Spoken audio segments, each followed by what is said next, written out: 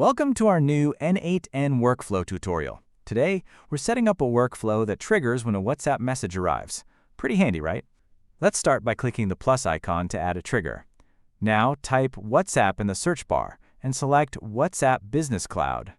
From the trigger section, choose On Message. This will be our workflow's starting point.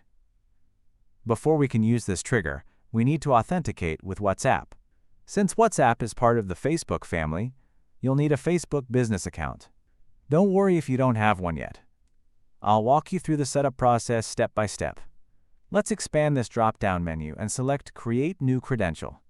As you can see, we need two pieces of information, a client ID and a client secret. Think of these as your digital passport to WhatsApp's functionality. For a detailed explanation, let's click Open Docs. Voila! Here's a well-documented guide on setting this up. Now, click on the Meta Developer link, which will take us to the Meta page. Then click on the link in Step 1. Time to log in to your Facebook account. To use WhatsApp in our workflow, we need to link it to an app. If you don't already have one set up, no problem at all. Consider me your personal app creation tour guide. Let me show you exactly how to create one from scratch. If you haven't created a business portfolio yet, don't worry.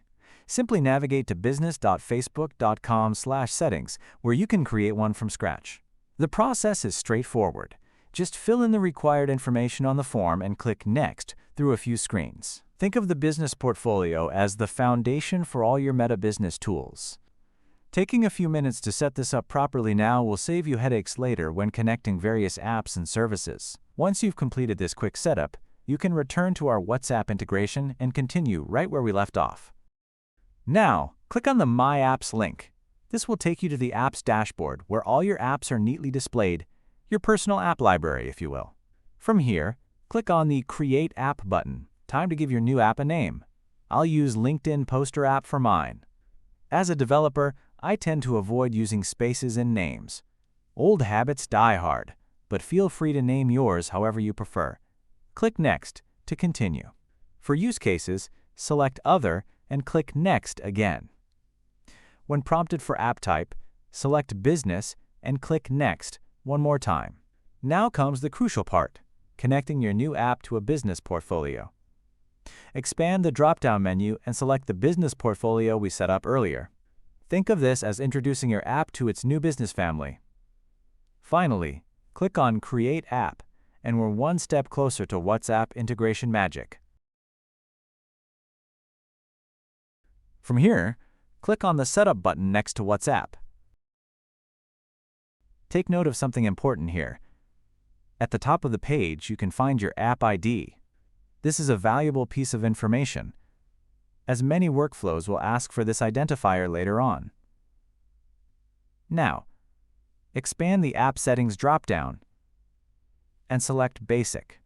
At the top of this page, you'll see both your app ID and app secret, the two credentials we need. You can now copy these values directly over to n8n.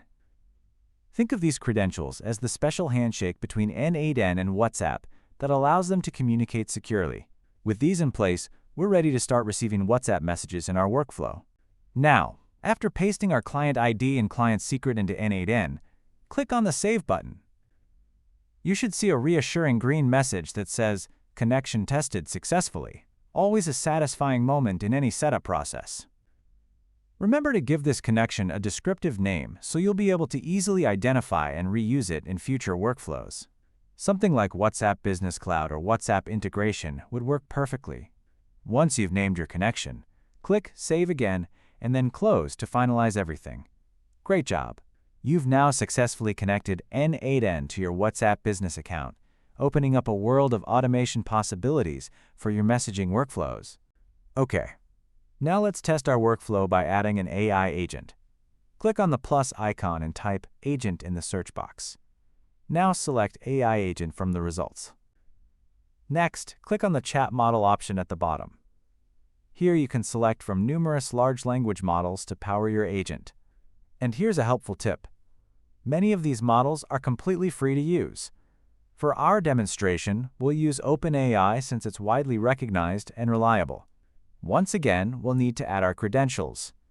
The good news is that OpenAI only requires an API key. To get one, head over to platform.openabi.com and either sign up or log in to your account. After logging in, click on the little gear icon in the navigation menu. Make sure to visit the billing section and add a few dollars of credit. Important note here: this is different from your regular OpenAI account, whether you have a free or paid subscription. What we're accessing now is the developer side of OpenAI, which gives you access to their models for use in external applications like n8n. Next, navigate to API Keys and click on Create New Secret Key. Give your key a descriptive name and select a project. I'm simply going to select Default Project for now. Click on Create Secret Key, and from there just copy the key that appears. Head back to n8n, paste your API key into the Credentials field, and click Save to confirm everything is working properly. Excellent. Your AI agent is now connected and ready to add some intelligence to your workflow. Now, let's give our agent some memory. Click the plus icon, choose Simple Memory, and boom!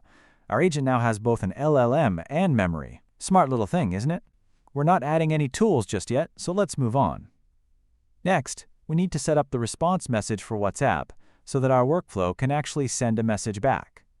Click the plus icon again, this time from the agent's output, and search for WhatsApp. Select WhatsApp Business Cloud and choose Send Message. Now here's where it gets a little confusing and why I'm making this video in the first place. This credential is not the same one we used earlier. Yep, classic Facebook. For this step, you'll need two things: an access token and a business account ID. To get these, head back to your Facebook business account. Expand the WhatsApp dropdown on the left-hand side and click API Setup. You'll see they give you a test number. You can link your business number later if you want, but for now, let's keep it simple and use the test number. This test number is where WhatsApp messages will be received before being passed along to your actual number. Below that, add your own phone number, then click Generate Access Token. On the next screen, choose Opt in to All, click Continue, and make sure to save. Finally, copy the access token and business account ID they provide and paste them into n8n. And just like that, you're all set. After adding your keys and clicking Save, you should once again be greeted by the glorious green success message. Quick tip: rename this credential now so you don't accidentally mix it up in future workflows. On this screen, you'll now be able to select the temporary number that Facebook provided. Go ahead and select it. In the recipient's phone number field, add your own number. For the message type, we'll keep it simple with text, and in the text body, let's just type "Great stuff, it works." Before testing, make sure to save the temporary number as a contact on your phone. It'll make life easier. Now click Test Workflow. Let me just drag my WhatsApp over here so you can see it in real time. Fama, I'll quickly type Test and hit Send. You'll notice the workflow starts. But we're getting an error. That's because I forgot to hook up the memory. See? Even pros make mistakes. The error happens because the memory isn't aware of the active session going on inside the agent. Let's fix it. Open the memory node by double-clicking on it. Under Session ID, select Define Below. Change it to Expression Mode.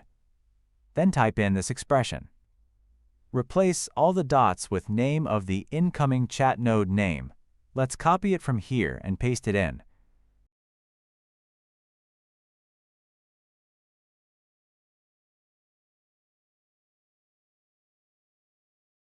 It should turn green. That's how you know it's working. Now, let's test the workflow again. Send a quick message to kick things off. And yes, the workflow now runs perfectly and returns our message. Now let's connect our agent to WhatsApp. Open the node and remove the default text. Change the type to expression and drag the output from our agent into this field. Perfect. This connection allows our WhatsApp to communicate directly with the agent. Navigate back to the canvas and click on Test Workflow. Let's try something simple. Type, "Tell me a dad joke." And just like that, your virtual assistant is ready to unleash dad jokes upon the world. Whether that's a feature or a bug depends on your tolerance for puns. Since our agent has memory capability, We can ask follow-up questions and maintain conversation context. You can customize the memory depth by opening the memory node and adjusting this number. For most applications, 10 conversation turns is perfectly sufficient. Now, let's address a common issue. Sometimes WhatsApp sends system data that has nothing to do with our actual messages, which can confuse our workflow. Let's add a simple fix for this. Insert a node between the trigger and the agent by clicking on the plus icon in that space. Then search for if in the node selector. This conditional check will act as our gatekeeper, ensuring only relevant messages reach our agent. Think of it as giving your agent a spam filter, because even AI assistants deserve protection from random data nonsense. Now we need to modify our condition. Change is equal to string exists from the drop-down menu. Then drag in the body field from the incoming message. This simple check ensures that we're only processing messages that actually contain text. It's like teaching our workflow to ignore empty messages, because there's nothing more awkward than trying to respond to nothing. This validation guarantees that our agent only activates when there's actual message content to process.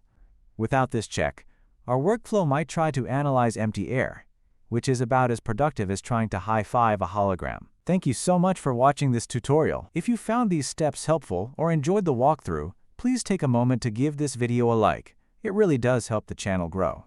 I sincerely appreciate you sticking around until the end. Your time is valuable, and I'm grateful you chose to spend some of it here learning with me. I'll be back with more practical tutorials soon. Until then, keep experimenting with your new WhatsApp agent, and I'll catch you in the next video. Take care, and happy automating!